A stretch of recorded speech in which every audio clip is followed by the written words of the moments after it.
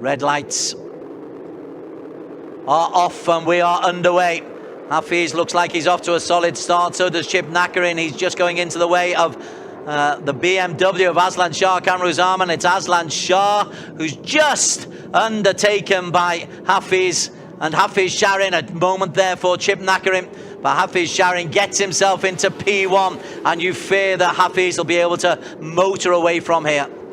Yeah, it is Nakarin who's got the best of the rest. He's going to have an early pop to see what he can do. Lachlan Epis has made up a first of only 4 left-handers, and they're back-to-back here. Hafizh leading the way from Chip Nakarin, Aslan. So the positions from qualification are the positions that we are in now. Yeah, there'll only be one thing on Aslan's mind, and that will be to get past Soichiro just in front of him, and Nakarin, because over race distance he's most likely the rider who can challenge. But yeah, we really thought that it would be Andy coming through to challenge, but from a 3rd row start, that was a big ask at the start of this race. 2 experienced Malaysians, 1 and 2, but it's Hafizh Syahrin who's leading 10 laps of this race. Well, it could make things easier. Yeah. Aslan, what was the gap that time, Des? Yeah, he's just posted a 1:33.6, so he's made up 3 tenths. Lachlan Epis loses P4 to Yuki Kuni. Yeah, Yuki Kuni is a rider here. You know his quality. He's only 21 years old.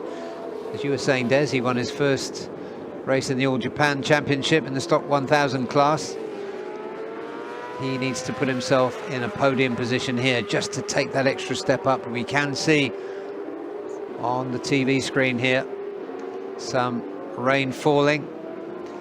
Aslan's closing right up now on Hafizh Syahrin, isn't he? Certainly is. Well, in perfect conditions, you would imagine that Hafizh was going to race away with this, but the rain rather changes the equation. And also, it was more than a second, the gap at the end of the previous lap, but you can tell just visually it's an awful lot tighter now. Yep, just a couple of bike lengths between them there. They're coming into the final quarter of this. Gosh, we've already into lap number 4. And Aslan late on the brakes. Hafizh's lovely line going through there. Nothing Hafizh can do. He's just got to focus on his own work, as our cameras focus on Aslan Shah Kamruzaman, but they go through. It's 0.2 of a second between them, and again Aslan has posted a very, very quick time, a 1:33.3. Just 2 tenths of a second between them.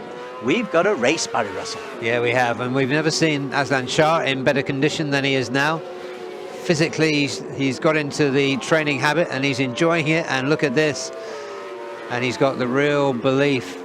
All talk of retirement has been. The blue and red, the Ducati, yeah. Bike number 55, Aslan has got a lot of work to do. We haven't seen any rain flags, so that might have been just a little shower, a little bit of a tease from the weather gods here in China. They've been teasing us all day, and it's been a mighty relief for those who are leading. Well, the lead for the Ducati of Hafizh Syahrin is growing, and Aslan will be aware of the pressure that he is under. Just having a little nibble on the inside is Andy Farid-Izdar. In fact, Andy Farid tries to ease his way through. Has he been able to? The answer is no. But Aslan is under massive pressure on the BMW as they come through into the corner. Aslan is now looking backwards rather than forwards. Let's look at the drive down the straight between the BMW and the Honda. And once again, Andy Farid, quickest out of the front 3 on that last lap. Yuki Kuni through into P4 and then out of P4. P2 battle. 3 laps to go. I think we can call it a P2 battle now. Oh, Yujo is in the way and kind of blocks Aslan, and look at that. Yujo blocked off Aslan, and Andy Farid has got through into P2. Not that Joe had anywhere to go. Yeah, difficult one for him. But Aslan comes back, as you knew he would. But it is Andy that's got the better pace, Des. And there you're seeing it once again. Andy Farid goes through. Joe. This time is Yuki Cooney. Oh, what a battle, Andy Farid and Aslan Shah Kamruzaman.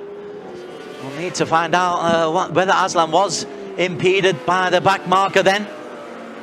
But it doesn't really matter at the moment because Andy Farid is the hardest through. But it's a 2-second gap between the man in P2 and the man in P1 with just 2 laps to go. Yeah, and making his way into P5 is Yuki Cooney. That's a battle royal between. In the meantime, Andy Farid has got a bit of daylight between him and Aslan Shah. The front 3 seem just about guaranteed. There they are. 1 is Hafizh, 2 is Andy Farid, 3 is Aslan Shah. Yuki has got himself ahead of Nakarim. Lachlan Epis is in P6. Yeah, once again it was Andy who was the fastest rider last time around, which explains the gap that you can see on track there. Cooney just able to hold on as they come into the straight at the back, but there are Johor in just their 3rd race. It looks like the JDT team are going to have a victory to celebrate. Bike number 55, Hafizh Syahrin Abdullah, comes into the final corner, and this Ducati has led almost from the start. Hafizh Syahrin Abdullah for JDT takes the victory ahead of Andy Farid, ahead of Aslan Shah. Behind them it is Yuki Cooney who gets the better of Chip Nakarin, Lachlan Epis in P6. But that was a fabulous performance from Hafizh Syahrin, and he'll deserve all the plaudits that he gets. Yeah, he will. And Marcus Reiterberger and Soichiro Minamoto for Yamaha Technique Racing Team Asia in P8. Pasowitz getting the better of Kazma Daniel, who had another difficult outing, but will pick up. Yes, very, very proud moment for JDT Racing. Ms. Gong Hongguo, FIM Asia Vice President, hands out the awards. Aslan Shah, well, you can't keep a good guy down. And the new engine, 2nd podium, 1 win, a P5 and a P3. That's a nice season so far. Andy Farid still top of the standings, 2 P2s and a P1, but for the first time, Hafizh Syahrin Abdullah, first time this season anyway. He's well used to being on the podium, Hafizh Syahrin. And on the Ducati for JDT Racing.